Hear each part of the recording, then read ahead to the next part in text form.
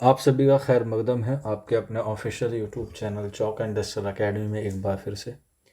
और आज आप लोगों के लिए फिर मैं हाजिर हूँ एक नया एमसीक्यू टेस्ट लेकर।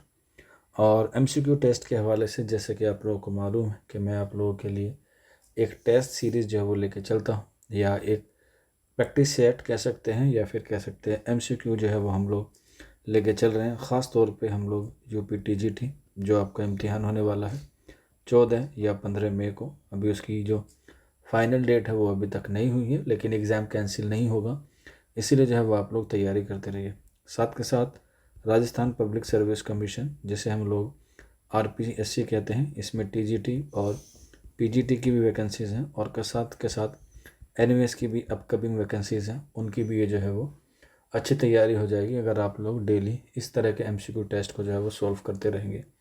अब एमसीक्यू को सॉल्व करने की सबसे पहले बात होती है कि हम लोग फैक्चुअल चीज़ों को पढ़ें और उससे जो है वो इस्तिफ़ादा हासिल करें। तो कोई बच्चा अगर किसी भी कॉम्पिटिटिव एग्ज़ाम की तैयारी करना चाहता है तो ये नंबर है 9045220432। इस पर जो है वो अपना नाम, अपने स्टेट का नाम और जिस भी एग्ज़ाम की तैयारी कर रहा है या करना चाहता है उस स्टेट का नाम, वो उस एग्ज़ाम का जो है वो आप लोग नाम लिख के भेज सकते हैं।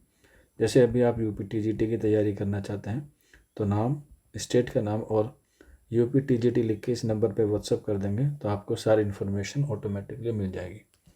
चलिए फिर बिना किसी देरी के आज का जो हमारा सवाल है वो हम लोग शुरू करते हैं। लेकिन उससे पहले आपका एक होमवर्क था जो हमने पिछली वीडियो में किया था। क्वेश्चन नंबर था 47, तो उसका आंसर हो जाएगा ऑप्शन सी। काफ़ी सारे बच्चों ने इसका रिप्लाई दिया है, लेकिन मैं एक सवाल जो है वो आपको होमवर्क देता हूँ और उसके बाद जो है वो अगली वीडियोज़ में उस पर हम लोग आंसर बता देते हैं। तो चलिए फिर आज का हमारा जो सेशन है वो हम लोग शुरू करते हैं। पहला सवाल है, सैर कर दुनिया की गाफिल जिंदगानी फिर कहाँ, जिंदगानी कुछ रही तो नौजवानी फिर कहाँ। तो इसके चार ऑप्शन हैं। ये शेर किस शायर का है ये आपको बताना है। दर्द, मीर, गालिब या सौदा। वैसे देखा जाए तो इसको जो है वो हिंदी अदब में माना जाता है राहुल सांकृत्य का, क्योंकि उनकी एक मजमून कह सकते हैं जिसका नाम है अथा तो घुमक्कड़ जिज्ञासा। लेकिन असल तौर पे ये जो शेर है वो है मीर तकी मीर का। तो इसका आंसर हो जाएगा आंसर ऑप्शन बी, मीर तकी मीर। यहाँ पे मीर तकी मीर की आप लोग पैदाइश लिख लीजिएगा, क्योंकि एग्ज़ाम में अक्सर जो है वो पूछी जाती है इस वजह से। और मीर तकी मीर को जो है वो सुखन जो है वो खुदाए सुखन जो है वो कहा जाता है, खुदाए सुखन शायर भी कहा जाता है। आगे बढ़ते हैं क्वेश्चन नंबर 2 की तरफ। मीर हसन की कितनी मसनवियाँ दस्तयाब हुई हैं। ये अकॉर्डिंग टू ऑप्शन 6, 8, 10, 15। तो ये सारे ऑप्शन गलत हैं, क्योंकि इसका आंसर हो जाएगा ऑप्शन 12, क्योंकि अभी तक जो है वो 12 जो है वो दस्तयाब हुई है, जिसमें जो इनकी आखिरी मसनवी है वो है सहरुल बयान, जो लिखी गई है 1784 में या 1785 में। ये सन है, लेकिन कभी कभी हिजरी पूछ लेता है, तो हिजरी भी याद रख लीजिएगा 1199, यानी कि 1199 हिजरी में ये लिखी गई मसनवी सहरुल बयान, और इसके मुसन्निफ हैं मीर हसन। अगला सवाल, शऊर की रूह की तकनीक उर्दू में किस नावल के ज़रिए मुतारिफ हुई, यानी कि उसका तारुफ कराया गया। तो इसका सही आंसर हो जाएगा ऑप्शन ए, यानी कि लंदन की एक रात में शऊर की रूह की तकनीक जो है वो इस्तेमाल की गई है। लंदन की एक रात 1939 में लिखा गया नावल है, और इसके मुसन्निफ हैं सज्जाद ज़हीर। सज्जाद ज़हीर का नावल है लंदन की एक रात, जो एक रात पर मबनी जो है वो नावल है। इसके अलावा कभी कभी पूछा जाता है कि दूसरी मर्तबा शऊर की रूह की तकनीक किस नावल में इस्तेमाल हुई है। तो दूसरी में हो जाएगा आग का दरिया, जो 1959 में लिखा गया, और इसके मुसन्निफ हैं कुर्रतुल ऐन हैदर। कुर्रतुल ऐन हैदर। अब ये शऊर की रूह होती क्या है। शऊर की रूह का मतलब होता है कोई इंसान प्रेजेंट में रहते हुए या तो पास्ट की बात सोचता है, या प्रेजेंट में रहते हुए फ्यूचर की बात सोचता है, यानी कि हाल में रहते हुए अपने माजी को सोचता है और हाल में रहते हुए अपने मुस्तकबिल को सोचता है। उसे हम लोग शऊर की रूह की तकनीक जो है वो कहते हैं। चलिए आगे बढ़ते हैं। क्वेश्चन नंबर 4 है, वो कौन सा उर्दू दास्तान है जिसमें फ़ारसी और अरबी के अल्फाज इस्तेमाल नहीं किए गए हैं। तो इसका सही आंसर हो जाएगा ऑप्शन 3, यानी कि रानी केतकी की कहानी, और इसके मुसन्निफ़ हैं इंशा अल्लाह खां इंशा, और ये 1801 में जो है वो लिखी गई है, और ये फोर्ट विलियम कॉलेज के बाहर की दास्तान है। क्वेश्चन नंबर 4, आगे बढ़ते हैं अपने अगले सवाल की तरफ। क्वेश्चन नंबर 5, गालिब ने अपनी शायरी की इब्तिदाई दौर में किसकी पैरवी की है? तो इसका सही आंसर हो जाएगा ऑप्शन ए, यानी कि बैदल की। अगला सवाल क्वेश्चन नंबर 6, शुगन है गुफ्तनी, अमली तनकीद और फ़न दास्तान गोई किसकी लिखी हुई किताबें हैं? क्वेश्चन नंबर 6 है, और इसका जो सही आंसर हो जाएगा क्वेश्चन नंबर 6 का ऑप्शन सी, यानी कि कलीमुद्दीन अहमद की किताब है। कभी कभी इनके ईयर पूछ लेता है, तो सुखन है गुफ्तनी का जो ईयर है वह है 1955, यानी कि 1955 में लिखी गई। अमली तनकीद 1963 में लिखी गई। इसके अलावा फ़न दास्तान गोई 1944, यानी कि 1944 में लिखी गई। तो इस तरीके से आप लोग इनके ईयर भी याद रख सकते हैं। अगला सवाल, इसके मिसाए सानी की निशानदही करनी है। क्या गज़ब है कि इस ज़माने में डैश है, या कह सकते हैं अगला जो इसका मिसरा सानी है वो आपको बताना है। तो इसका सही आंसर हो जाएगा ऑप्शन बी, एक भी साहिब सुरूर नहीं। तो ये सही आंसर हो जाएगा ऑप्शन बी। और इसका जो ये शेर है ये अल्लामा इकबाल का शेर है, जिनकी पैदाइश हुई है 1877 सियालकोट में, और वफ़ात हुई है 1938 लाहौर में। अगला सवाल क्वेश्चन नंबर 8, इनमें से कौन सा जुज़ कसीदे का नहीं है? तो इसमें कसीदे का नहीं है वो आपको बताना है। तो आंसर हो जाएगा सरापा। बाकी तशबीब, गुरेज़ और मदा जो है वो कसीदे के इज्जाए तरकीबी में शुमार होते हैं। आगे बढ़ते हैं क्वेश्चन नंबर 9 की तरफ। नुसरती की तीसरी मसनवी का नाम बताना है। तो इनकी 3 मसनवी हैं, आपको पता होगा, इम्पोर्टेंट भी है नुसरती की। क्या इसमें अली नामा आती है, एक का नाम तो अली नामा है, एक का नाम गुलशन हिंद है या गुलशन इश्क भी कहते हैं, और इसके बाद जो तीसरी है वो आपको बतानी है। तो इसमें देख सकते हैं क्वेश्चन नंबर 9 का जो सही आंसर हो जाएगा वो हो जाएगा ऑप्शन बी, फ़तेहनामा निज़ाम शाह जो है वो इसका सही आंसर हो जाएगा। क्वेश्चन नंबर 9 का ऑप्शन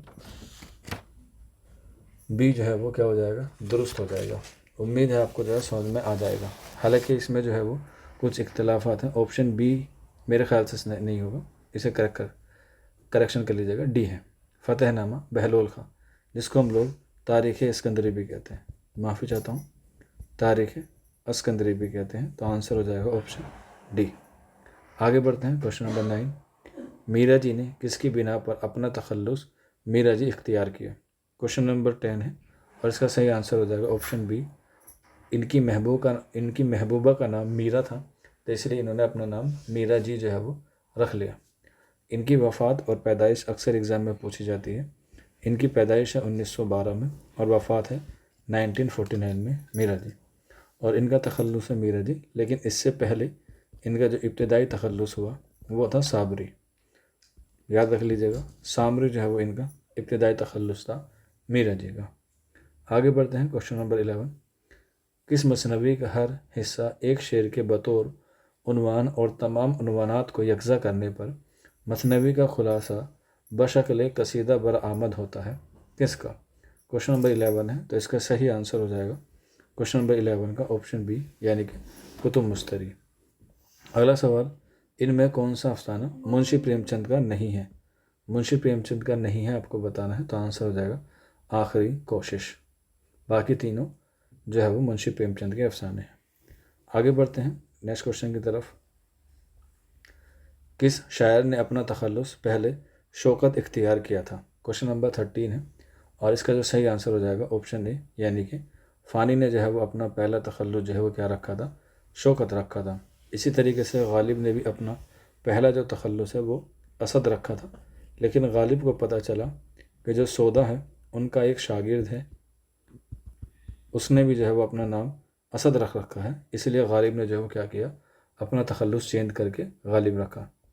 अगला सवाल है, सर सैयद अहमद ख़ान ने रिसाला तहज़ीबुल अखलाक किस सन में जारी किया था? तो इसका सही आंसर हो जाएगा ऑप्शन बी, 1870 में। और कहाँ से किया था, अक्सर एग्ज़ाम में पूछे जाते हैं, तो याद रख सकते हैं बनारस से किया था। अगले सवाल की तरफ बढ़ते हैं। क्वेश्चन नंबर 15, इनमें से कौन सा मजमुआ फ़िराक़ गोरखपुरी का नहीं है? तो फिराक गोरखपुरी का नहीं है, तो आंसर हो जाएगा शोला तूर जो है वो इनका नहीं है। बाकी मशअले, रूह कायनात और गुल नगमा जो है वो इनका है। यहीं पर याद रख लीजिएगा, गुल नगमा पर 1969 पर क्या मिला है इनको, सबसे पहले ज्ञानपीठ अवार्ड मिला है। उर्दू अदब में सबसे पहला ज्ञानपीठ अवार्ड जो है वो फिराक गोरखपुरी को मिला है, ये बात आप लोग याद रख सकते हैं। और अभी तक कितने लोगों को ज्ञानपीठ अवार्ड मिला है, तो 5 लोगों को जो है वो ज्ञानपीठ अवार्ड से सरफराज किया गया है, जिसमें पहले आते हैं आपके फिराक गोरखपुरी, उसके बाद अली सरदार जाफरी, उसके बाद कुर्रतुल ऐन हैदर, उसके बाद शहरयार और उसके बाद गुलजार साहब। तो 5 लोगों को मिला है। अगला सवाल है, ड्रामा अनारकली में कितने अबवाब और कितने मनाजिर हैं। तो ड्रामा अनारकली आपको पता है, ये इम्तियाज़ अली ताज का ड्रामा है, मशहूर ड्रामा है, इम्तियाज़ अली ताज का ड्रामा है। और किसकी फरमाइश पर लिखा गया था, तो ये पितरश बुखारी की फरमाइश पर लिखा गया था, क्योंकि इनकी बीवी हिजाब इस्माइल जो है वो घर से चली गई थी नाराज़ होकर, और उसी के एवज़ में जो है वो इन्होंने ये ड्रामा लिखा था। अब ड्रामा अनारकली जो है वो ये बताना कितने अबवाब पर और कितने मनाजिर पर जो है ये मुश्तमिल है। तो इसका सही आंसर हो जाएगा ऑप्शन बी, यानी कि 3 अबवाब और 3 मनाजिर। आप इसे ऐसे भी याद रख सकते हैं, इसमें जो है वो 3 किरदार अहम हैं। जैसे इसमें अकबर का किरदार अहम है, इसके बाद सलीम का और इसके बाद अनारकली। तो ये 3 किरदार हैं और 3 अबवाब पर ही मुश्तमिल है। इसके साथ साथ इन 3 अबवाब के जो है वो नाम भी पूछे जाते हैं कि ये अबवाब कौन कौन से हैं। तो पहला अबवाब है रक़्स, दूसरा है इश्क और तीसरा है मौत। तो इस तरीके से भी आप लोग याद रख सकते हैं, रक़्स, इश्क और मौत, और ये जो है वो 13 मनाजिर हैं। इसके अलावा ड्रामा अनारकली जो है वो कब लिखा गया था, यानी कि इसमें जो कहानी बयान की गई है वो कब की है, तो याद रख लीजिएगा 1599 ईस्वी के वक्त की जो है वो इसमें कहानी जो है वो पेश की गई है। और पेश करने में जो स्टेज दिखाया गया है वो कौन सा किला था, तो याद रख लीजिएगा लाहौर के किले में ये ड्रामा अनारकली जो है वो दिखाया गया था, या इसको जो है वो प्रेजेंट किया गया था। किसके ज़रिए, इम्तियाज़ अली ताज के ज़रिए। एग्ज़ाम में जो है ये सवाल जो है वो आते हैं। अब एग्ज़ाम का लेवल जो है वो थोड़ा सा बढ़ रहा है, तो इसलिए आपको जो है वो थोड़ी सी डीप नॉलेज और डीप तैयारी करनी होगी, ताकि आप लोग जो है वो एग्ज़ाम में पहुंच जाएं और एग्ज़ाम को क्रैक कर पाएँ। आगे बढ़ते हैं अगले अपने सवाल की तरफ। क्वेश्चन नंबर 17 है, पितरश बुखारी का असल नाम क्या है। तो इनका आंसर हो जाएगा ऑप्शन सी, सैयद अहमद शाह बुखारी जो है वो करेक्ट आंसर हो जाएगा। अगला सवाल, उर्दू अदब में किस नावल से पकारशक नावल की इब्तिदा होती है। तो इसमें बताना है, तो इसका सही आंसर हो जाएगा पकारशक नावल की इब्तिदा जो है वो क्वेश्चन नंबर 18 का ऑप्शन डी हो जाएगा, यानी कि तौबतन नसूह। अब ये पकारशक जो है वो किसे कहते हैं, ये एक टर्म है जो मगरबी अदब से आती है, और तौबतन नसूह जो है वो एक बहुत ही मशहूर नावल है, जिसके मुसन्निफ़ का नाम आपको पता होगा, डिप्टी नज़ीर अहमद है। डिप्टी नज़ीर अहमद है। और ये एक ऐसा नावल है, ये इस्लाही नावल है, जो अपनी बेटों के लिए या अपनी बेटियों के लिए इस्लाह के लिए लिखा गया था डिप्टी नज़ीर अहमद ने। और इसमें जो मेन किरदार है वो कौन है, नसो है, ठीक है, नसो। और ये जो नाम है ये कुरान से लिया गया है। कहाँ से लिया गया है, ये कुरान से लिया गया है, नसो। तो पकारशक जो हम लोग कहते हैं वो ये कहते हैं कि कहानी जो है वो एक ही इंसान के इर्द गिर्द घूमती है, या कह सकते हैं कहानी एक ही किरदार के इर्द गिर्द चलती है। तो नसू जो है वो क्या है, मरकज़ी किरदार है, और कहानी जो है वो इसी के इर्द गिर्द चलती है। चाहे वो इसकी बीवी फहमीदा हो, चाहे वो इसके बेटे अलीम, कलीम और सलीम हो, या इसकी बेटी नईमा हो, तो सारे किरदार जो है वो नसू के इर्द गिर्द जो है वो चलते हैं।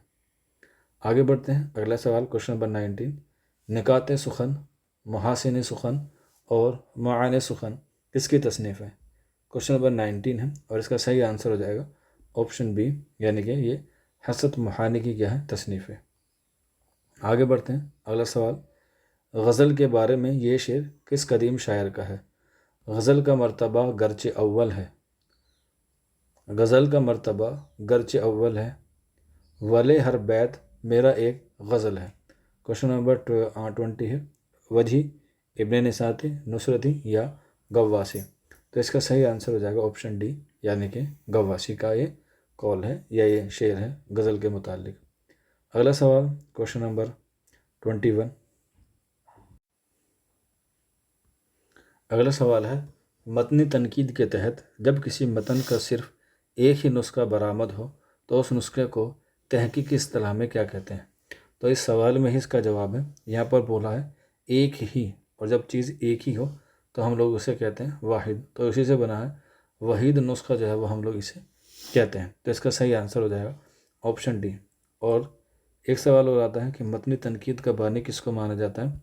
तो आंसर लिख लीजिएगा खलीक अंजुम को। खलीक अंजुम को जो है वो मतनी तनकीद का बानी माना जाता है। अक्सर एग्ज़ाम में जो है वो पूछा जाता है। अगला सवाल क्वेश्चन नंबर 22। आब हयात सुखन है। आब हयात सुखन है जो चश्माए दहन में है। ये नसीहत किस दास्तान में मिलती है। बागो बहार, फसाने अजाइब, सब रस या बूस्तान ख़याल। तो इसका सही आंसर हो जाएगा ऑप्शन सी यानी कि सबरस में। और सबरस कब लिखी गई 1635 में। अगर हिजरी पूछी जाए तो 1045 में। और इसके मुसन्निफ़ का नाम क्या है, मुल्ला असदुल्ला वजी जो है वो इसके मुसन्निफ़ का नाम है। और ये उर्दू की पहली तमसीली दास्तान है। ये कह सकते हैं उर्दू की सबसे पहली दास्तान है सबरस। अगला सवाल, सोज़े वतन कितने अफसानों का मजमुआ है। क्वेश्चन नंबर 23 है। तो इसका सही आंसर हो जाएगा ऑप्शन डी, ये 5 अफसानों का मजमुआ है। अब ये सोज़े वतन जो है वो 1907 में लिखा गया, जिसको 1908 में बरतानी हुकूमत ने क्या कर लिया था, ज़ब्त कर लिया था। ज़ब्त का मतलब है उसे पाबंदी लगा दी थी। कभी कभी पूछा जाता है कि सोज़े वतन में जो ये 5 अफसाने हैं वो कौन कौन से हैं। अक्सर एग्ज़ाम में पूछा जाता है। तो याद रख लीजिएगा, इसमें जो पहला अफसाना शामिल है वो है दुनिया का सबसे अनमोल रतन। दुनिया का सबसे अनमोल रतन। इसके बाद शेख मखमूर। इसके अलावा यही मेरा वतन, यही मेरा वतन। इसके बाद सालिह मातम, सालिह मातम। और इसके बाद इश्क दुनिया और हुब्बे वतन, इश्क दुनिया और हुब्बे वतन। ये जो है वो इसमें क्या है 5 अफसाने शामिल है। हालांकि इसका जब सेकंड एडिशन शाये हुआ सोज़े वतन का, जो शाये हुआ 1929 में, यानी कि 1929 में सोज़े वतन का सेकंड एडिशन जो है वो शाये हुआ। और इसमें जो है वो एक छठा अफसाना जो ऐड किया गया जिसका नाम था सैर दरवेश, सैर दरवेश। तो ये जो है वो दूसरे एडिशन में शाये हुआ। तो ये सारी बातें हैं सोज़े वतन से। और एक सवाल और आता है कि सोज़े वतन के मुसन्निफ़ का नाम क्या है। तो सोज़े वतन के मुसन्निफ़ का नाम है नवाब राय, जिनको हम लोग मुंशी प्रेमचंद के नाम से जो है वो जानते हैं। और मुंशी प्रेमचंद ने मुंशी प्रेमचंद के नाम से पहली बार लिखा था 1910 में। और इनकी एक कहानी थी जिसका नाम था बड़े घर की बेटी, बड़े घर की बेटी। ये इनकी पहली कहानी है जो इन्होंने मुंशी प्रेमचंद के नाम से लिखी थी 1910 में। तो ये सारी बातें हैं जो आपको सोज़े वतन के हवाले से याद रखनी है। एग्ज़ाम में जो है वो इस तरह के सवाल आते ही आते हैं। अगला सवाल है क्वेश्चन नंबर 24। इनमें से कौन सी किताब एहतसाम हुसैन की नहीं है। तो एहतसाम हुसैन की बतानी है कौन सी नहीं है। तो सही आंसर हो जाएगा इसका ऑप्शन बी, यानी कि तनकीदी इशारे। ये इनकी नहीं है, बल्कि तनकीदी नज़रियात, रिवायत और बगावत, इफ़कार और मसाइल जो है वो सारी इन्हीं की हैं। सिर्फ़ और सिर्फ तनकीदी इशारे जो है वो इनकी तसरीफ़ नहीं है। आगे बढ़ते हैं और आज के हमारे सेशन का या आज के हमारे इस सेशन का जो है वो लास्ट सवाल है। और ये आपको जैसे मालूम है कि एक सवाल जो है वो आपको होमवर्क के तौर पे दिया जाता है और इसका आंसर मैं आपको जो है वो अगली वीडियो में बताऊंगा। तो ये बताना है ICS, ICS यानी कि इंडियन सिविल सर्विस, नईम किस नॉवेल का किरदार है। गुरेज का है, आग का है, हवस का है, या मरमर और मुरमुर और खून का है। ये आपके 4 ऑप्शन हैं। इसमें बताना है कि सही आंसर कौन सा होगा। और ये आप लोगों का क्या है होमवर्क है, SW है, क्वेश्चन नंबर 25। इससे आगे की कहानी हम लोग अगली सीरीज़ में शुरू करेंगे या अगले सेशन में शुरू करेंगे। तब तक के लिए आप लोग तैयारी करते रहिए। अगर कोई बच्चा बैच ज्वाइन करना चाहता है तो ये नंबर है, आप लोग जो है वो बैच ज्वाइन कीजिएगा।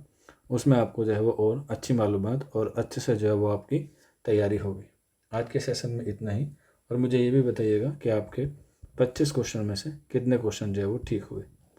मिलते हैं आप लोगों से जल्दी नेक्स्ट वीडियो में। शुक्रिया।